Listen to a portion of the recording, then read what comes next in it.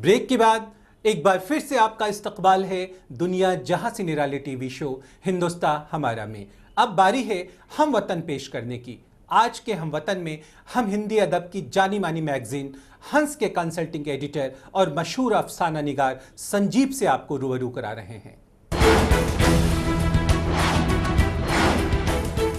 आदाब नाजरीन, हम वतन में आपका इस्तकबाल है।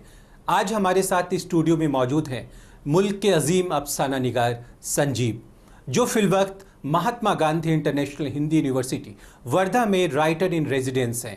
साथ ही हिंदी की जानी मानी लिटरेरी मैगजीन हंस के कंसल्टिंग एडिटर भी हैं। इन्होंने हमेशा हाशिए पर खड़े आखिरी आदमी की आवाज़ बुलंद की है। संजीव जी, हम वतन में आपका बहुत बहुत इस्तकबाल है। पहला सवाल आपसे, हिंदी और उर्दू दोनों ज़ुबानें कितनी साथ साथ चली हैं अब तक? हिंदी और उर्दू कहने में तो ये दो ज़ुबानें लगती हैं, लेकिन मेरा मानना है और बहुतों का मानना है कि ये दोनों दो ज़ुबानें नहीं बिल्कुल एक हैं।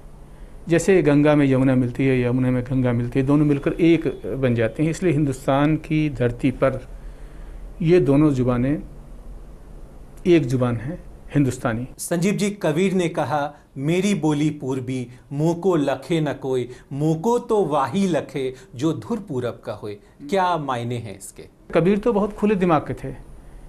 बाद के जो मुसलमान कवि आए, जो उन्होंने भाषा दी, वो बिल्कुल हिंदी, न तो हिंदी थी न तो उर्दू थी, बिल्कुल हिंदुस्तानी थी। रहीम को देख लीजिए, रसखान को देख लीजिए, बल्कि रसखान तो कृष्ण में हो चुके थे। जायसी को देख लीजिए, इतना बड़ा शायर। अगर हम बात करें प्रेमचंद से, तो प्रेमचंद की कहानी ईदगाह का हामिद का कैरेक्टर हो या आपकी कहानी ज्वार का कोई कैरेक्टर हो, तो कहीं ना कहीं बड़ी शिद्दत से मुस्लिम किरदार हिंदी अदब की दुनिया में हमेशा से मौजूद रहा है। बिल्कुल।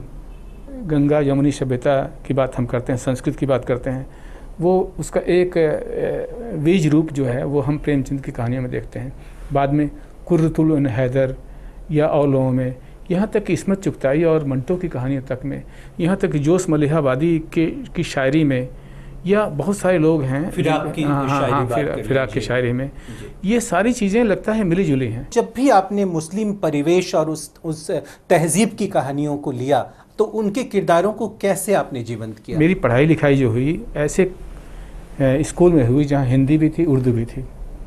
जब मैंने मुस्लिम परिवेश को देखा तो मुझे लगा अरे ये तो कुछ कोई भी अलग नहीं। इसलिए कभी कभी मुझे लगा कि ये जो एक फ़र्क किया जा रहा है, ये फ़र्क ज़बरन थोपा हुआ है।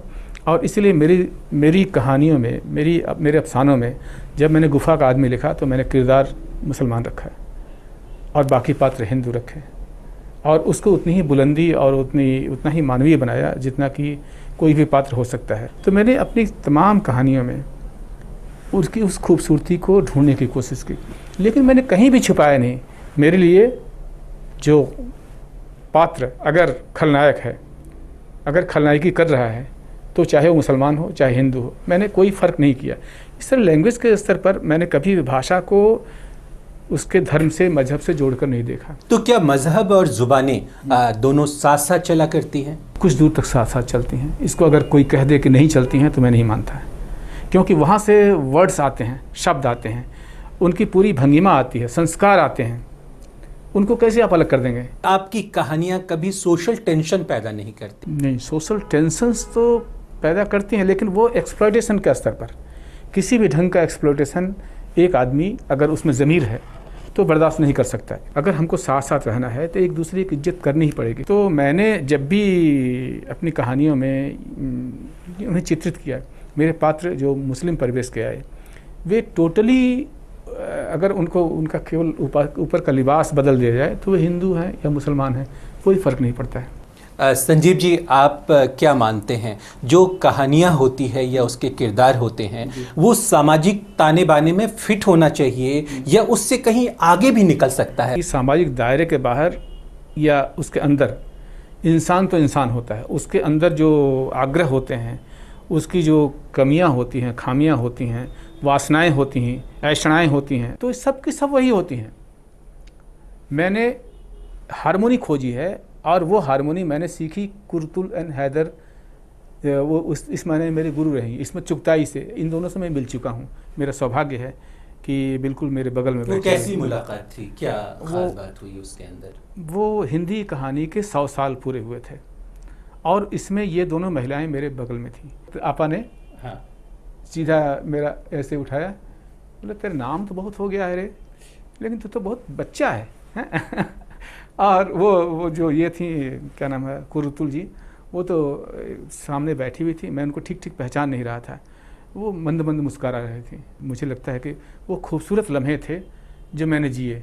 कुर्तुल एंड हैदर का जो आग का दरिया है वो तो एक यूनिक है। अगर वो नोबेल प्राइज़ अगर हिंदुस्तानी राइटर को मिलना चाहिए, आग का दरिया को ज़रूर मिलना चाहिए। अगर उर्दू के अफसाना निगारों की बात की जाए तो किनको आप अपने दिल के सबसे करीब पाते हैं? ये बहुत ही इतना मुश्किल सवाल आपने किया है। मंटो मेरे बहुत ही अजीज़ हैं, बेदी उतने ही हैं, इसमें चुगताई वैसी ही हैं, और बहुत सारे नाम जो मैं नहीं ले पा रहा हूँ।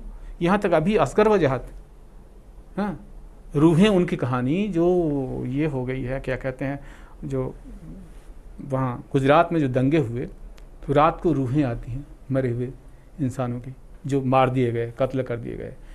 असगर वजहत ने बहुत ही बेहतरीन कहानी लिखी हैं और बहुत से लड़के हैं अभी नए जो लिख रहे हैं, मोहम्मद आरिफ वगैरह, हालांकि हिंदी में लिखते हैं, लेकिन टोटल उसका जो ये होता है, उसका जो उसकी खुशबू जो होती है वो पूरे हिंदुस्तान, पाकिस्तान और पूरा जो यहाँ इंक्लूडिंग अफ़गानिस्तान, हाँ, और बांग्लादेश, उसको मिली जुली उसका मिला जुला रूप होता है। हम वतन में हमारी बातचीत का सिलसिला यूं ही जारी रहेगा। फिलहाल वक्त है एक छोटे से ब्रेक का, पर आप कहीं मत जाइएगा। वक्त की धड़कनों को यूं ही संभाल कर रखिए। हम लौट कर आते हैं पल दो पल में। मुस्लिम राइटर्स तो चुप हो गए हैं। इखलाक और मसावात और इंसानियत का झंडा ये हिंदी राइटर्स ने उठा रखा है।